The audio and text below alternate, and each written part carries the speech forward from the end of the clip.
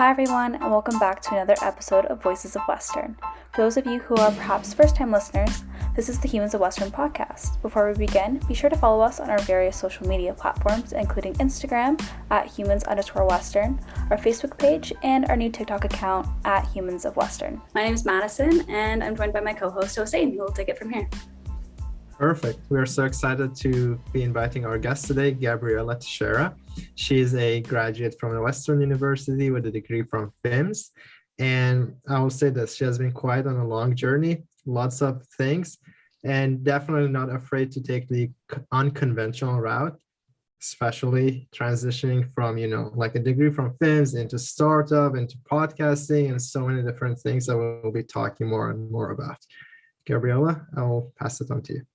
Thank you guys so much for having me. We've got to just talk little bits and pieces along the way, but it's number one, it's so great and stuff to be able to see other FIMS students and stuff like outside of their own faculty, not FIMS students, Western students outside of their own faculty, creating really great pieces and stuff for other students and alumni to touch. Because I was going to say that like in FIMS, a lot of our missions when I was around was wanting to create really great content that touched a lot of other people, let the faculty be known and see where we can add value and interact with other students. So it's awesome to see. I guess a little intro about myself. Yeah, so I studied media and the public interest at Western. It was some of the best learning years of my life. I'm a big believer in stuff that your learning never really stops, but truly Western and FIMS and stuff was a truly stellar experience. Coming out of Western stuff, I'm now a Venture for Canada fellow. I'm a 2021 fellow, and I work at #paid in their brand partnerships, as well as I run their podcast, the D2C Growth Podcast, where I get to bring on a lot of incredible founders and incredible D2C brands. And we get to chat about like the challenges of creator partnerships and other things that we see in e-commerce that is kind of forging the way of consumer behaviors for the future. So why don't you tell us a bit about why you decided to go to Western and what your motivations were for pursuing a degree in media and the public interest? Yeah, it's a kind of a funny story because when I first thought about like my university education and like what I wanted to do, I believed it was going to be like the business route, like through and through. That is what I told my family at the time and stuff, like being from Ontario and stuff, like the streamlining like a system in the high school and stuff starts quite early. And stuff like I had the luxury of getting to go to a middle school where, was rather isolated, only 2 grades. You're not really totally thinking all the way ahead, but the second that you got in, it was very much the pathway that what you're taking in grade 9 is going to help determine what you take in grade 10 and 11 and 12, so on and so forth. So thinking that I was ahead of the game, I was like, yeah, you know what, 12, 13 years old, business. I'm going to go to business school. And I was going to go to Queens. I was going to go to Queens of all places. And my mind was kind of set. And my family really, really liked that because for them, they were also big believers in like being a forward thinker and planning was one of the sure ways to ensure your success, because you need to give yourself enough grace period to really think about what you want to do in order to execute on them. So it's like, yes, okay, great. My pathway is this, I'm doing great. And finally coming to the end of my high school degree, there was a court case in the news and stuff that completely shifted my mindset. I believe I came from a generation that was like deeply impacted by the kind of Tumblr era and stuff in the online communities that had happened. And unfortunately, what happened in the news was that there was this court case around this woman named Nadia Kajuji, who was a U of Ottawa student, who unfortunately found herself in that type of culture online in which she entered into a chat room and found somebody who she believed was a trusted friend, who was posing as a nurse and stuff, who could kind of talk her through a lot of the issues that my friends and I and stuff were dealing with similarly at that age in those final years of high school. And what ended up happening was it was not a friendly nurse and stuff that was here to help her. Unfortunately, it was a man who did end up pressuring her to harm herself in front of him, which she unfortunately did and executed. And for me, it was like a wake-up call in a way that kind of like reframes your total world of like, I'm in a position in my life where I'm trying to determine what I want to do. Not only just like study for the next few years and stuff, but thinking of the impacts I wanted to have over my career, and seeing that there was a gap in how we could prosecute crimes online. There was a gap in resources for youth. There was a gap in us understanding this type of online culture and what effects it had on people. I thought, if I don't start now, I don't know who's going to start forging that pathway towards finding those solutions. And so for me, I just decided I'm taking a year off. I'm going to study a few more courses in high school and stuff that I didn't get to touch, that I kind of was always in the back of my mind, but being so focused on business stuff, never really had the chance to take.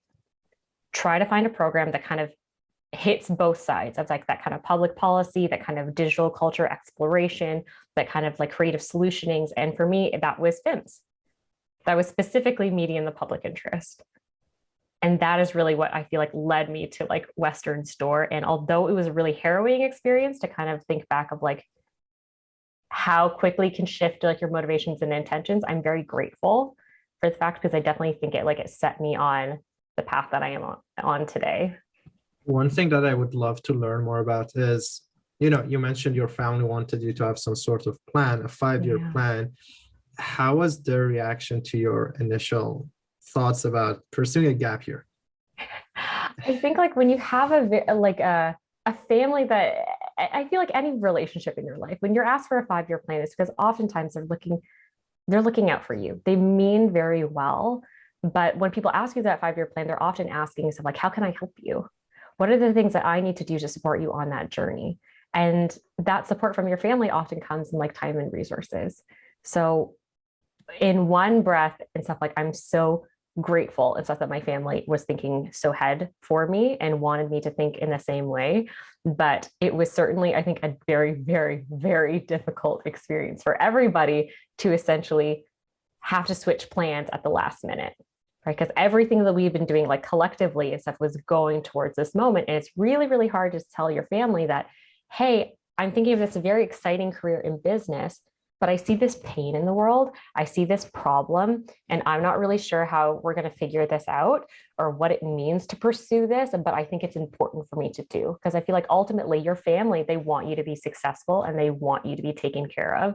And when you announce as like a minor at 17 that you want to pursue something that isn't very well known, has no real supposedly guarantee of success, like I think the natural reactions for them is like shaky, like, I don't want you to do that. And they didn't. They really, really didn't. They thought, I think a lot of other parents might, or students might have experienced something similar of just go towards what you were going to, and then you can pivot. And that is totally like a real strategy. Totally valid, can be very, very, very helpful for other people. But I think when it comes down to your core values have changed, and that first step doesn't even resonate with that, I don't always see that as a pivot. I see that as a distraction then, if you continued on that plan that you had set out before. So now that some years have passed, I think that like my family has definitely like wrapped their heads around it, and they can see what it has meant for me to have like initiated taking that time to solidify what I wanted to do, because it's all about context, right? And like hindsight's 2020, but certainly challenging experience. But I think it definitely made all of us stronger, especially like for what I'm in now in startups. It was almost like training wheels for essentially for me to do it all over again. Yeah, I'm sure a lot of our listeners can relate to the fact that, coming out of high school, you're either unsure about what you want to do, or suddenly you find something that's really new and exciting and you decide to pursue that. I know for me personally, all throughout high school, I wanted to pursue the sciences. I was really into astronomy. And so I took physics, I took chem, and I really enjoyed those courses. But when it became time to actually apply to schools for after high school, I was like, I'm not too sure about this. And now suddenly I'm in economics, which is kind of totally different. So I don't know what made me decide to like make that switch, but yeah, it's pretty common to suddenly have like a new inspiration. Yeah. And it's interesting because I feel like with the pacing that we're given and stuff coming out of high school and even going into university and stuff, there really isn't that much room for pause to think about those things, or like really track like, wow, this is how quickly or slowly like my mindset like has shifted. I wonder and stuff like, do you either of you think that you'd feel differently about your choices? How do you say like put in a rather regular check time, or had a group of friends and stuff in which like do it every month? We're going to talk about like our intentions and motivations here and see how that's changed amongst the group. Yeah, no, that's an interesting question. I feel like, I mean, I'm pretty lucky. I'm really close with my family, and a lot of my best friends I've been best friends with since kindergarten. So they probably know me better than I know myself. So I feel like if I was perhaps going down a path that they didn't really see me in, I feel like they would almost tell me like, hey, I don't really see you going into this field or pursuing this job or whatnot. So I feel like I was lucky in that sense, but having like formal conversations, I'm not quite sure how that would have impacted my future planning. So I'm gonna answer that question too. Yeah. It's interesting because I did have this conversation with my parents, and I told them about my business interests on how I wanted to do things other than med school, which at the time they were really hoping that I would do. I couldn't convince them, and I didn't know much about business. So I had to go, with the route of medical sciences, which I'm still in. But more reason is because I did not have that clarity. And I don't think if I had gone back, I would have still been able to find that clarity. Like, you don't know what you don't know, and you only learn them once you go through them. So I just think that my experience and involvement in other things other than my classes and courses in university have allowed me to kind of grow those passions, which is important. Yeah, we could have a conversation about intentions right now, but I don't think it would have been effective 4 years ago. Yeah, it's interesting because what I like about taking that pause and stuff when I think about my own experience was like, I do really see is like after those 5 years, I essentially pulled the rug under my family, being like, you thought you were on sure ground and then you weren't. Sorry, I've changed. But I think that there's something with one side of like taking those pauses and reflections, like one part's like, yes, I get to think about things on my own and stuff. I get to give myself a moment to stand here and think of like, where have I come from, where I want to go. But then it does also create that opportunity to like invite perspective, because you're totally right. Like, you don't know what you don't know.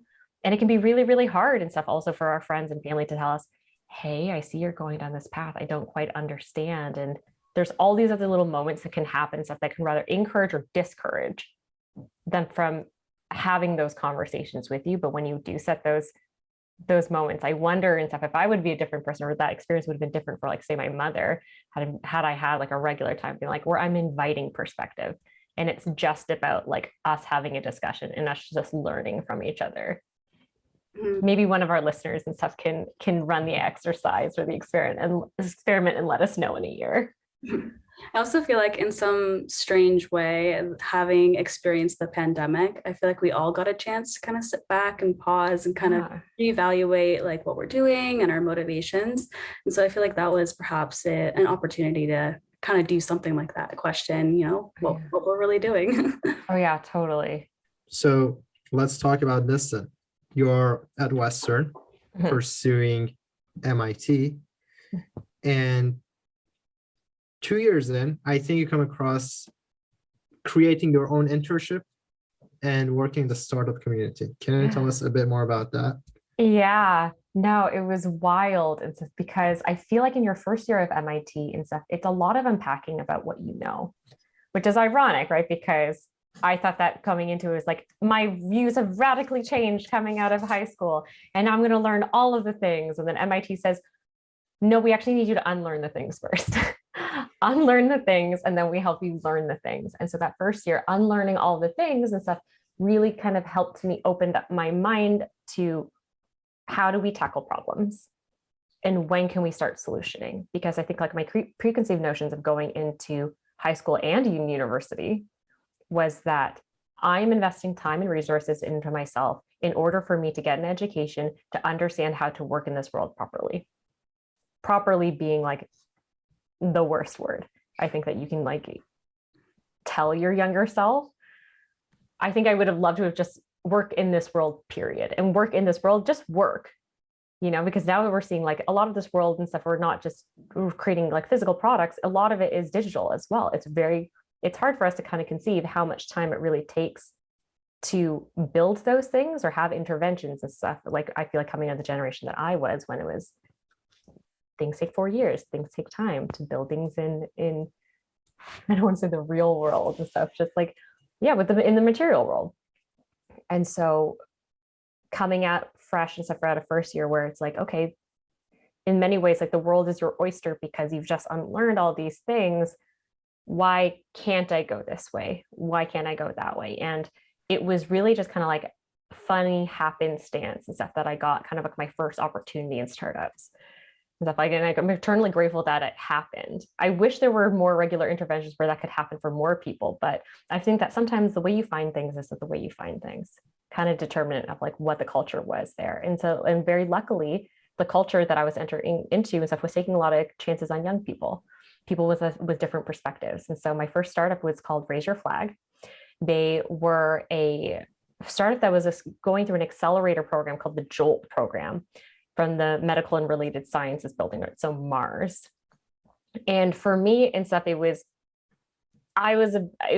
world was brand new to me, and truly I was brand new to them as well and stuff. It was interesting because like a lot of the other startups and stuff in that ecosystem, it was like T-bots and that type of stuff. It was rather very like physical technology and stuff, or it was a lot of like SaaS products that didn't really hit the type of social impact issues and stuff that Raise Your Flag was.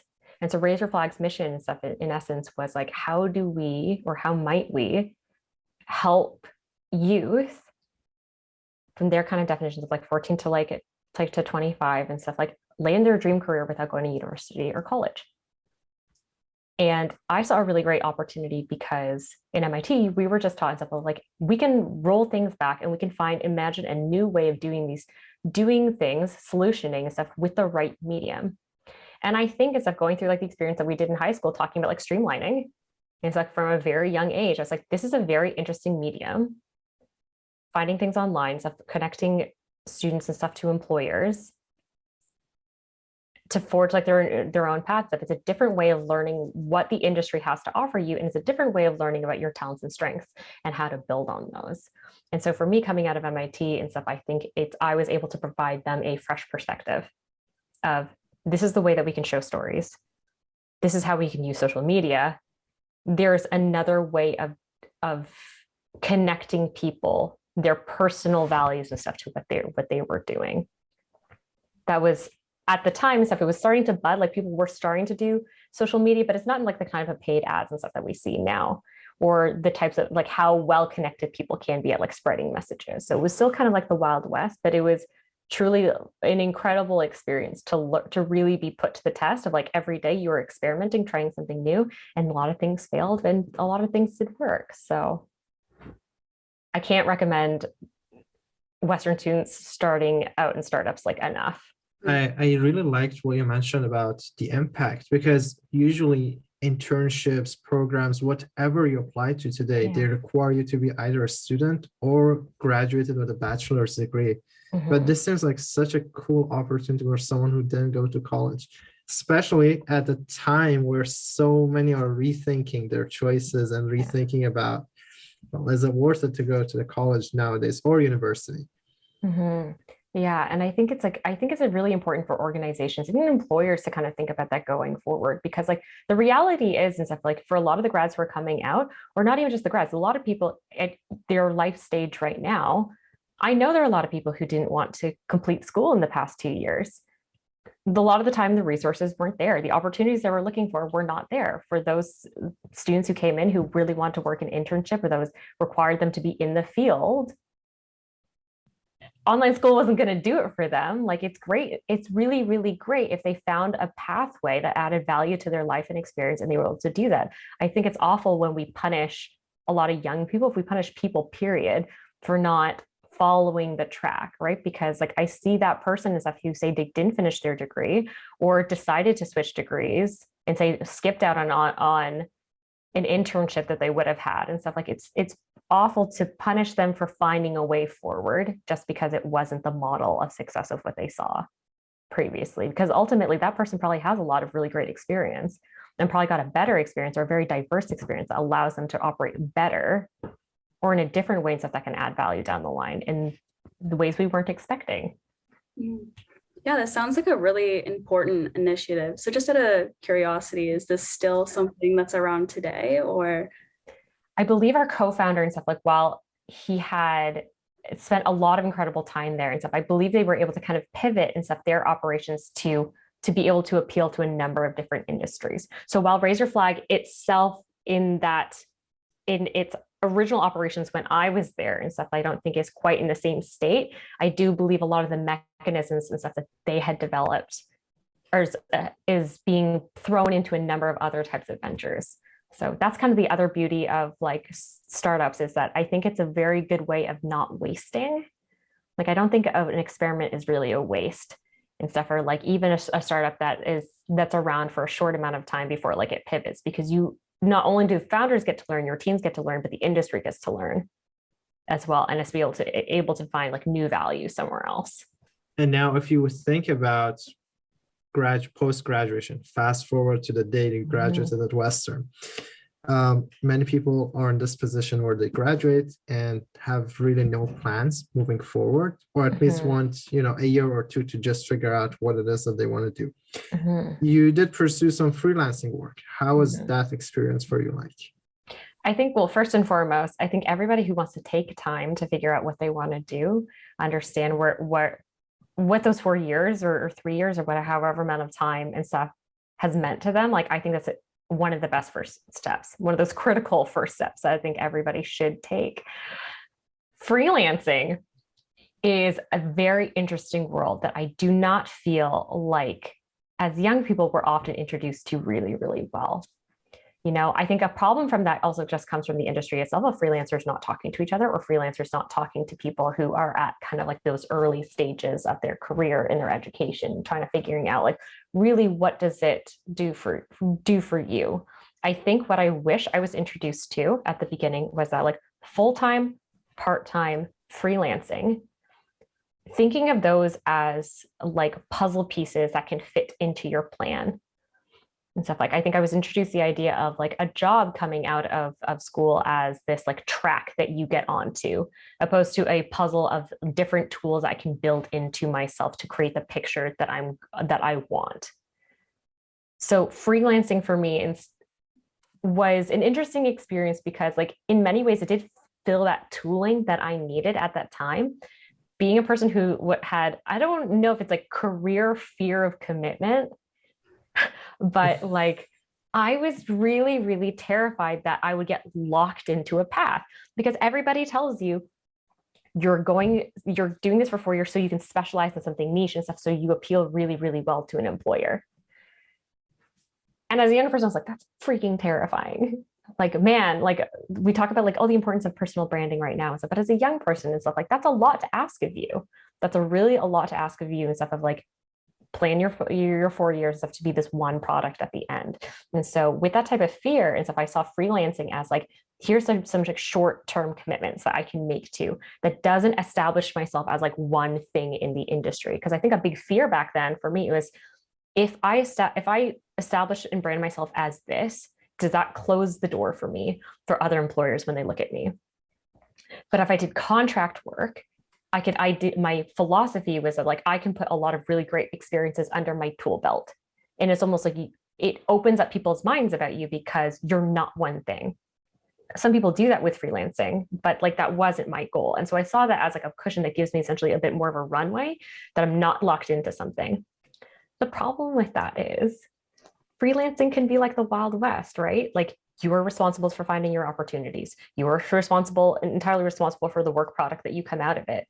Your reputation is also up for scrutiny to whoever your client is, right? So opposed to maybe you're scoring a really big gig with one client where it's really great for your reputation, you could have a number of projects where you could, yes, spread your good name across the industry, or you could have a number of really bad projects that happen very, very quickly. So like, I feel like when you're thinking of freelancing, having a certain stomach and stuff for risk and tolerance, or like having a certain level of confidence in yourself that you can bounce back from things, or you can find those opportunities, is really, really important to consider when you're entering it. Like, there's no perfect way to do that. and it's going to be experience either way. But I always feel like that's something I wish that people talked about freelancing more. Where I am right now, I'm personally very happy that I'm not freelancing anymore. I think it was both a big relief to both myself and my family of being like, I'm salaried, like I have equity in this company, like I'm building towards something that I'm not doing so like just on my own. And that's just really what I wanted. That's what I wanted now and stuff. So like, I think like freelancing serves a purpose, but I think anybody who's getting into it, try to talk to as many people about it as possible, because like, yes, you're responsible for your own career path and stuff, but it's so much easier. And it's just more enjoyable when you get to talk to other people about it as you do it. Lots of great points mentioned. I want to emphasize on reputation. It's super important. And if you have a good reputation, or let's say good experience with a customer, more likely than not, they are going to refer you to some of their other friends or people they are partnering up with. And that itself brings lots of business. Now, imagine if it's the other way around and you did a terrible job. The first thing that's going to happen is that they'll say, make sure you don't approach this person or organization and just stay far away from them. And it's really tough, especially in such like a networked community that we're in. Like the entire population of Canada, you can fit it in the state of California. We're not that big. And right, that can be really helpful for opportunity. But in a time where you should give yourself permission to fail in certain areas and stuff, or not do something like perfectly, it can feel like a lot of pressure. And I don't think it should, but unfortunately, sometimes the nature of just like the amount of people that we have in this country, or if you're saying like local and stuff like it makes it, it can make it a less than comfortable environment. Especially nowadays, we can easily just post a review about someone online and then it'll be blasted everywhere. So yeah, good review or bad review. Okay, so you talked a bit about intentions and motivations when like pursuing your career and your current job. Why don't you tell us more about the impact the impact it has in your decision making, or why do you even consider them? I think it has a huge impact. I think it really does, and stuff, especially for those of us who are like infinitely curious. I think it's really, really hard to find, I guess, like security in your plans forward and stuff when you are sometimes like infinitely curious, because all of these things appeal to you, right? When selecting what you want to do next or what you care about, it's not often like a process of elimination. Unfortunately, it's not that simple.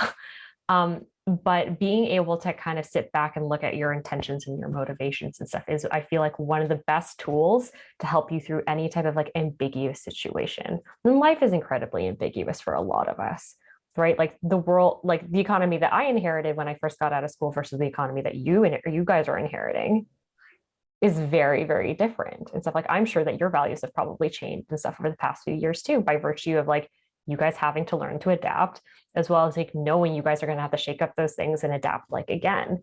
And so, while like looking at historical like successes can be like an approach going forward, or like using process of elimination of seeing like, okay, what do I actually don't or really don't like, can be really helpful going forward.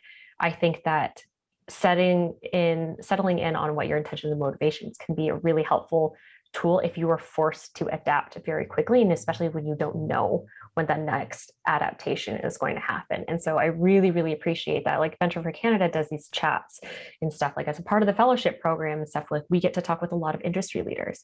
And we got a really incredible chat with this man named Thomas Park, who is a tri-sector leader, started his career and stuff as a prosecutor, has his law degree, did his master's in public policy, did incredible work there, got his MBA and stuff, right? Like has really kind of been able to combine a lot of really great experiences and a lot of very rich perspectives all together. And his kind of advice was that in this time of your life right now, especially when you want to make an impact and you are trying to figure out where that is and stuff, like setting out your intentions and motivations is your number one job here, because that will help you adjust and stuff, like what that impact is going to be and for how long and to what degree.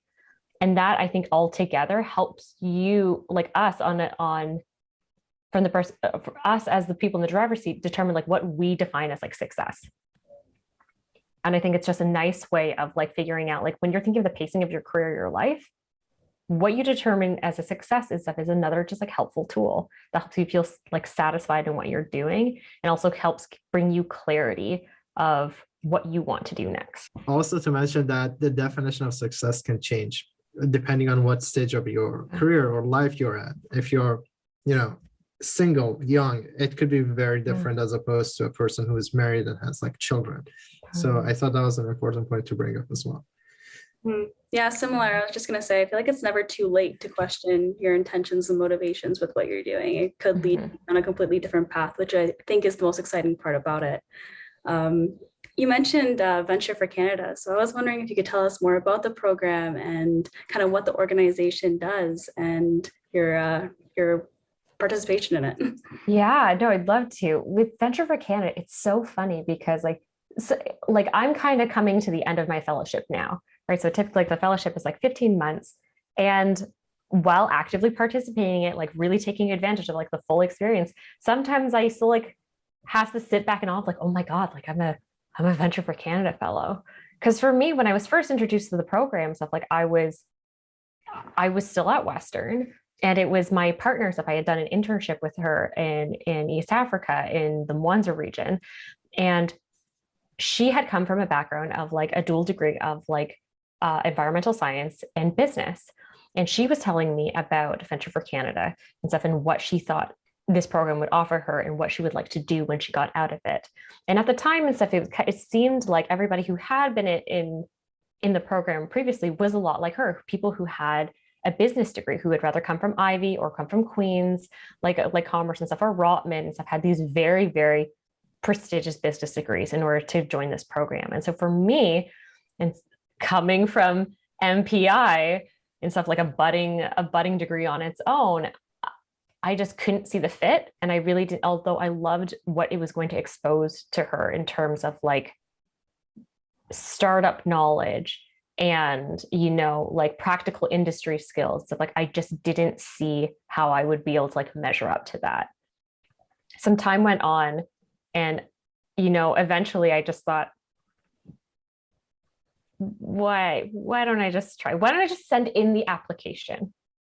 Because that hurts nobody. It hurts nobody to do that. It's just a little bit of my time, and it helps. In my head, I was like, maybe I'll just sleep a little bit better at night, because for me, it was this fantasy. It was like, this is an incredible like entrepreneurship program and stuff. Like one of the only ones of its caliber in the country now. I believe Scott Sturt and stuff, our CEO and stuff, was just named like one of the major change makers here in Canada. It's one of the most rapidly growing and stuff and successful charities here in Canada. Of course, at that time, I didn't know that stuff, but I knew the reputation of what its impacts were like on students. Like this is a fantasy and a dream for me. Maybe I'll sleep a little bit better if I just send it in, rather get to a next round or get a rejection, right? You just don't know. And I'm so happy that I did do that, because it did set me on this path. Like the application process, the selection process was, it was, for me, who did not come from a business background, grueling. And I'm comfortable to say that and stuff because they know that it is tough. It is a really tough process, because it does challenge you to think and work in a lot of ways that you may not be used to, because that's a lot of what startups are, right? Like whatever talents and skills that you have is great. It's great. But if you're trying to work on a challenge that hasn't really been worked on before, everybody's going to be in the same state as you. Everybody's going to be sweating it out because you're trying to figure it out, and that's uncomfortable. And so like going through that process and stuff, like while it was extensive and it was grueling for me, it was one of the best ways for me to learn not only what my actual skills and capabilities are, but like what else do my colleagues have and where can I grow into? And the lovely part and stuff about Venture for Canada is that it is not like university, where it is, you guys kind of compare notes and you see who did well or who did poorly at like the end. We're going through this process together. And if you identify in one of your colleagues and says there's a gap in knowledge, you teach them immediately. And I feel like that's a lot of what startup culture is that we're all cross-functional. We're all kind of like putting our hands into whatever pies that we can, because you have to maximize and stuff like your talents and resources as it is. And by doing that, you kind of learn how to like build at the speed of trust. And building at the speed of trust requires you all to be on the same page. So if I can share knowledge with you and you can share knowledge with me, ultimately all of us are stronger for it. And so Venture for Canada, I feel like has that type of philosophy and people who care passionately about that, like in spades. And so like that culture for me and stuff, like I think in many ways was everything that I was looking for coming out of MIT and MPI and FIMS and coming out of freelancing and stuff, like putting it all together of like, you know, these are people and stuff who want to teach each other. We want to learn together. We want to create something great. It's, and I think that, you know, like I probably don't talk about that experience enough with people because like I look back now and stuff and seeing like who's applying and I was like, I wonder if there are other MPI students who are doing this because like it's tough, like going into a non-traditional, coming from like a non-traditional like business degree, like going into something that is like entrepreneurship and business, like there are gaps in that. And like we do need to fill that. We do need to share more stories about that or like how people outside of the traditional frameworks can fit. But it was one of my best decisions. And like, it's been an experience that has been rewarding every single day. As someone who has been part of, you know, different amazing communities, especially I was involved with Chat Canada a few years ago as a program assistant.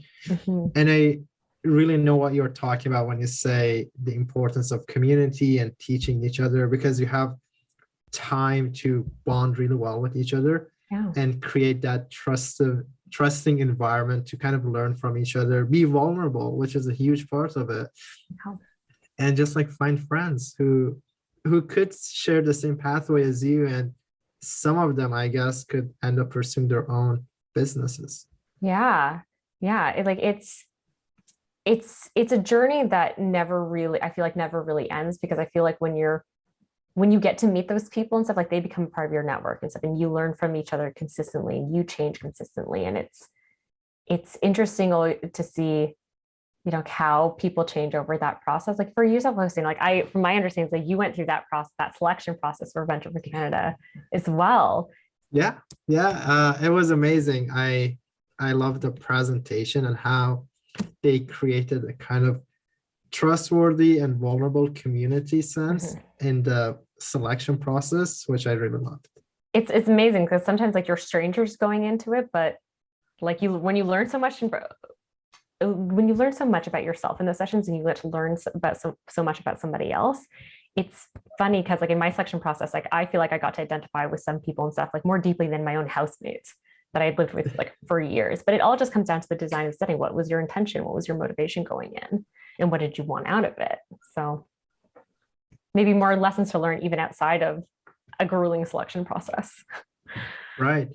And I think one thing to mention for students is that you don't necessarily have to be graduating to apply for this program.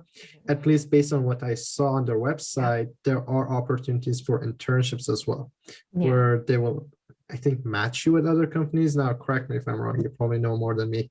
No, I think you've got it right and stuff. I think it's still within like the startup like environment. Like Venture for Canada's goal is very much like giving us the fellows like entrepreneurship skills and then allowing us to go across like Canadian startups, grow them and scale them and stuff. So I think with the entrepreneurship program stuff, it is like very similar to like the fellowship program, but on a much more scaled down structure where I think it's only a few months. So Gabriella, let me ask you this. Today, you're working on brand partnerships and running the podcast at #paid. First of all, how were you able to land that role? And then we'll talk about more what #paid is and what do they do. I think it comes from two places because #paid is a startup. I think in one part I do have to pay homage to that. Like I was able to land this role because somebody founded this company and somebody wanted somebody like me, you know? And stuff like, I think that when we think about your first big job or like there are passion jobs and stuff, we think about a lot of like, how did we prepare ourselves? But I think it's also very important to think of like, what was the employer's perspective in this? How did they find me as well? And so like, I think that while a lot of like hiring is kind of portrayed as this, like you go into LinkedIn and you go into like Indeed and you fire off like all of the resumes and all of the cover letters and that type of stuff. Like very much like there's actually action that's coming from like both sides. And so for me to have gotten this position, it had to come from like my co-founders like Brian and Riv and stuff, like number one, going to Western, getting the education that they did, wanting to work on the problem of like, you know, like creator partnerships and stuff coming out of that, working their butts off for years, and then also having an open mind that like someone of my talents and skills and stuff would fit with them. So like Brian, our co-founder, stuff came from MIT. And so like, I think in many ways and stuff, how I landed this was that there was somebody else who had the same philosophy and was taught a similar way of like opening up their minds, like the perspectives of how we can solution things as we do in MIT, and like built a business around it.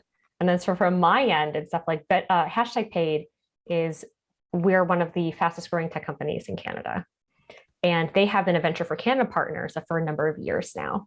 And so part of Venture for Canada is that you get to, as a fellow, we get to work at a Venture for Canada partnered startup. You still have to be, you know, go through the process, and you have to be hired, employed and stuff, just like everybody else does and stuff. But like our intentions towards the types of companies that we would have the greatest impact and stuff are more targeted towards these like Venture for Canada partnered startups. And so for me, Venture for Canada gave me a ton of skills of understanding how operations, marketing, sales, and customer service work. And so for having a well-rounded perspective of how the different functions work together and how I add value to each of those functions, I think very much prepared me to come into the particular point of like need for hashtag paid at the time. So while that introduction did come from like Venture for Canada and stuff, like I think the beauty of coming into a startup at this stage is that you not only get to really, really recognize what you want to do and what you have to offer and stuff, but you kind of tailor that to where they are at. And they tailor like their hiring, of course, to what they need, because with a startup and stuff, like you have limited resources. All parts of the ship have to work. Everything has to float. It's not really like, you don't get into those problems stuff where I find with some of these larger companies where things can kind of just go by the wayside and people don't always track like the impact as well. Everybody is on the same page. And I think that kind of mutual decision choice in each other was really the way that opportunity came about, where I am now in brand partnerships. And now I run this podcast, because originally like I didn't know I was going to run a podcast, but it was one of those moments, right, where we mutually chose each other and we decided like, yeah, there's opportunity here for us to do that. And so that's kind of how that happened. Love that. Love that. Always great to hear, you know, stories of how people find their dream jobs. Mm-hmm. And it's interesting how you had that like common connection point with the co-founder who also studied at Western, and mm-hmm. more specifically, the same program. Yeah. So more about hashtag paid, like what do they do? How do they impact the creator community these days? Yeah, so hashtag paid is they're a creator marketing platform, and really they're a community of both like creators and brands. And what we really do is that we help facilitate a lot of these partnerships that happen between the two. What I love about what they're doing is that I feel like in the construction and design of how they connect people, we are teaching an industry how to value both brands and partners, like creators, better. Because I think that when you look at the industry right now and stuff, like you just hear a lot of horror stories. You hear a lot of horror stories and stuff of like creators being taken advantage of, or really, really great creators and stuff not being able to find work and stuff because there are certain biases like in the industry. Or you hear about incredible brands who can't compete with the other bigger players and stuff because they're fighting for the same space, and there weren't a lot of tools and resources for them to cut through the noise and really showcase like what their offerings were, connecting them with the people who actually really need them, or communities who would help build them up. And so with hashtag paid, the way that we teach each other about like what creator partnerships look like, what are the best strategies to do that helps everybody win and essentially insulates the creator economy for like the better. I think it's not only just like a very unique product, but I think it's a very necessary product as we kind of go, as we've like forged forward, because there's a lot of different ways and stuff like the advertising industry has tried to reinvent like the wheel, and the advertising industry has a very, very strong impact on all of us, right? Like I find it interesting that there are some classic children's books and stuff that I know that say my sister loves that she had read to me a number of times. And even with that repetition, I can remember more iconic ads from the 90s at the time than those like award-winning stories. Why? What I'm getting out is that if you're a creator or a brand, you definitely have to check hashtag paid ad and see how they can help you achieve your goals. Yeah. Okay. So I have one final question for you, and it's, do you have any advice for current Western students? Any advice? I have mountains of advice, but if I had to pick one that I think is not only one that I really, really wish I had learned while I was at Western, but I feel like it's going to be as a piece of advice that takes a bit longer to learn. So if it takes longer to learn, maybe start now. Learn to fail forward. Like, it is so easy for us to have a lot of pressures in our lives at that stage where you have very high expectations of yourself. Your friends might have very high expectations of your family. It's okay to have expectations, but thinking of I should say it's great to have expectations that help guide you, but having a plan and a toolkit and stuff that helps you weather the storm of whatever your expectations or your goals might change, I think is really, really important, especially for the type of world that we're going into. I think learning to fail forward, and when I say learn to fail forward, it's not only recognizing that you have taken steps forward in whatever you have chosen, you have learned something and that is valuable to you and can be valuable to somebody else, and essentially puts you in a new unique position to try something else that is beneficial to you. That is something that helps secure your learning overall. And I also feel like helps protect your mindset, because the world changes quickly. You have so much to offer. And sometimes it's just a matter of what you are offering isn't in the right space, right? As we were talking about me finding I feel it's my dream job, it was really a mutual choosing of each other. It was my offering met what they needed. Does it make me any less successful and stuff if I had this exact same offering, the exact same experience I had, and offered it to somebody else where that was just different? So being able to see those moments where you're able to fail forward, of recognizing I'm learning why it didn't fit or where else I should go, helps you move that needle bit by bit. And if you are failing forward, and getting 1% better every week, that adds up very, very quickly. You just need that patience with yourself.